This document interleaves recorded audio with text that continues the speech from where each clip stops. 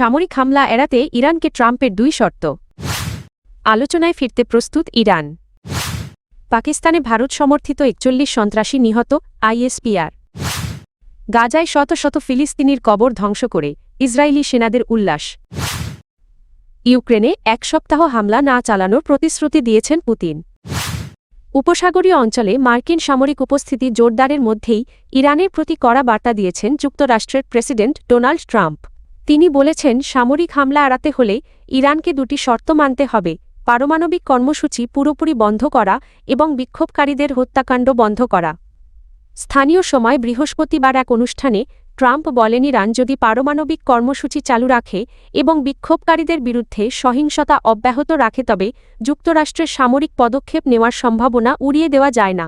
তিনি জানান, বর্তমানে যুক্তরাষ্ট্রের একটি শক্তিশালী নৌবহর ইরানের দিকে অগ্রসর হচ্ছে, তবে তা ব্যবহার না করেই পরিস্থিতি সমাধান করাই ওয়াশিংটনের লক্ষ্য।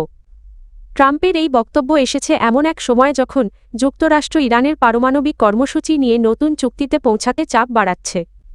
এর জবাবে ইরানের পররাষ্ট্রমন্ত্রী আব্বাস আরাগচি বলেন, যেকোনো আগ্রাসনের জবাবে ইরানের সশস্ত্র বাহিনী তাৎক্ষণিক ও শক্তিশালী প্রতিক্রিয়া জানাতে প্রস্তুত। তিনি জানান, ইরান ন্যায্য ও হুমকিমুক্ত একটি চুক্তিতে আগ্রহী, তবে চাপের মুখে কোনো আলোচনায় যাবে না।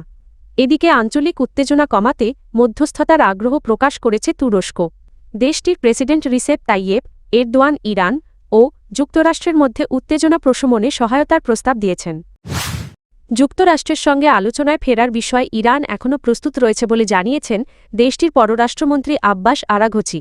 তিনি বলেছেন, উত্তেজনা নিরসনের একমাত্র পথ কূটনীতি এবং ইরান এই অবস্থান থেকে সরে আসবে না। শুক্রবার তুরস্ক সফরকালে দেওয়া বক্তব্যে আরাঘচি বলেন, যেকোনো সংলাপের ভিত্তি হতে হবে ন্যায় বিচার ও আইনের শাসন। চাপ বাড়লেও ইরান কূটনৈতিক প্রক্রিয়া অব্যাহত রাখবে বলে তিনি জোর দেন। তিনি আরও বলেন, সংঘাত নয়, সংলাপই ইরানের অগ্রাধিকার। আঞ্চলিক উত্তেজনা যখন চরমে ঠিক সেই সময় তার এই মন্তব্য এসেছে।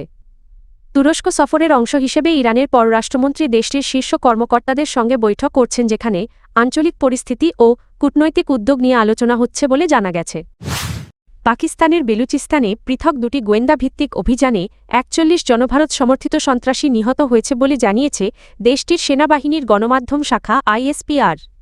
শুক্রবার দেওয়া এক বিবৃতিতে আইএসপিআর জানায়, 29শে জানুয়ারি বেলুচিস্তানের বিভিন্ন এলাকায় গোয়েন্দা তথ্যের ভিত্তিতে এসব অভিযান পরিচালিত হয়। নিহতরা ভারতের মদতপুষ্ট বলে দাবি করা সংগঠন ফিতনা আল খারিজ ও ফিতনা আল হিন্দুস্তান এর সঙ্গে যুক্ত ছিল। আইএসপিআর জানায়, হরনাই জেলার উপকণ্ঠে চালানো অভিযানে তীব্র গোলাগুলির পর 30 জন সন্ত্রাসী নিহত হয়। ঘটনাস্থল থেকে বিপুল পরিমাণ অস্ত্র, গোলা বারুদ ও বিস্ফোরক উদ্ধার করে ধ্বংস করা হয়েছে। অন্যদিকে পাঞ্জগুর জেলায় পরিচালিত আরেক অভিযানে 11 জন সন্ত্রাসী নিহত হয়। সেখানে উদ্ধারকৃত অস্ত্রের পাশাপাশি 2025 সালের ডিসেম্বরে সংঘটিত একটি ব্যাংক ডাকাতির লুটের অর্থ উদ্ধার করা হয়েছে। আইএসপিআর আরও জানায়, এলাকায় আরও কোনো সন্ত্রাসী উপস্থিত আছে কিনা তা নিশ্চিত করতে স্যানিটাইজেশন অভিযান চলমান রয়েছে। আজম ইস্তাহকাম কৌশলের আওতায় বিদেশি মদতপুষ্ট সন্ত্রাসবাদ নির্মূলে অভিযান অব্যাহত থাকবে বলে পুনর্ব্যক্ত করেছে পাকিস্তান সেনাবাহিনী। সেনাবাহিনীর তথ্য অনুযায়ী আফগানিস্তানে তালেবান পুনরায় ক্ষমতায় আসার পর থেকে খাইবার পাখতুনখাওয়া ও বেলুচিস্তানে সন্ত্রাসী হামলার সংখ্যা উল্লেখযোগ্যভাবে বেড়েছে। গাজায় ফিলিস্তিনি কবরস্থান ধ্বংস ও মৃতদেহের অবমাননার অভিযোগের মধ্যেই উত্তর গাজার একটি কবরস্থান থেকে এক ইসরায়েলি জিম্মির মরদেহ উদ্ধারের ঘটনাকে অসাধারণ সাফল্য হিসেবে বর্ণনা করেছেন ইসরায়েলি প্রধানমন্ত্রী বেনিয়ামিন নেতানিয়াহু। ইসরায়েলি গণমাধ্যমে সম্প্রচারিত ফুটেজে দেখা যায়, ওই কবরস্থানে অবস্থান নেওয়ার পর ইসরায়েলি সেনারা উল্লাস করছে। পশ্চিমা কিছু সংবাদমাধ্যমে এই ঘটনাকে ইসরায়েলের জন্য একটি গুরুত্বপূর্ণ জাতীয় মুহূর্ত হিসেবে তুলে ধরেছে। তবে ফিলিস্তিনি সূত্র ও আন্তর্জাতিক পর্যবেক্ষকদের মতে ওই অভিযানের সময় কবরস্থানের আশপাশে 4 জন ফিলিস্তিনি নিহত হন এবং শত শত কবর বুলডোজার দিয়ে ধ্বংস করা হয়। এতে বহু পরিবারকে তাদের স্বজনদের মরদেহের অংশ পুনরুদ্ধার করে নতুন করে দাফন করতে হচ্ছে। আন্তর্জাতিক মানবাধিকার সংস্থাগুলো বলছে, কবরস্থান ধ্বংস ও মৃতদেহের প্রতি অসম্মান, আন্তর্জাতিক মানবিক আইনের লঙ্ঘন এবং জেনেভা কনভেনশনের আওতায় এটি সম্ভাব্য যুদ্ধাপরাধ হিসেবে বিবেচিত হতে পারে।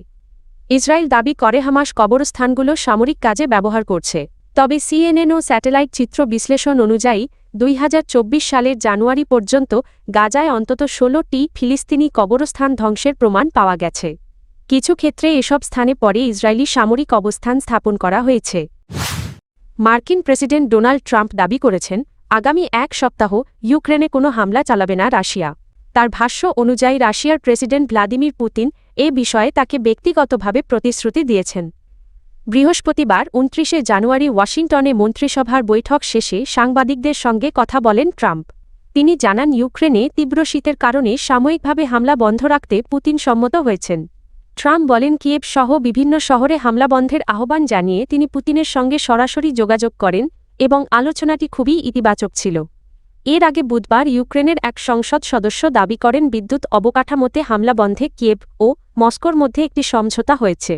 তবে এ বিষয়ে এখনও আনুষ্ঠানিক কোনো মন্তব্য করেনি ক্রেমলিন।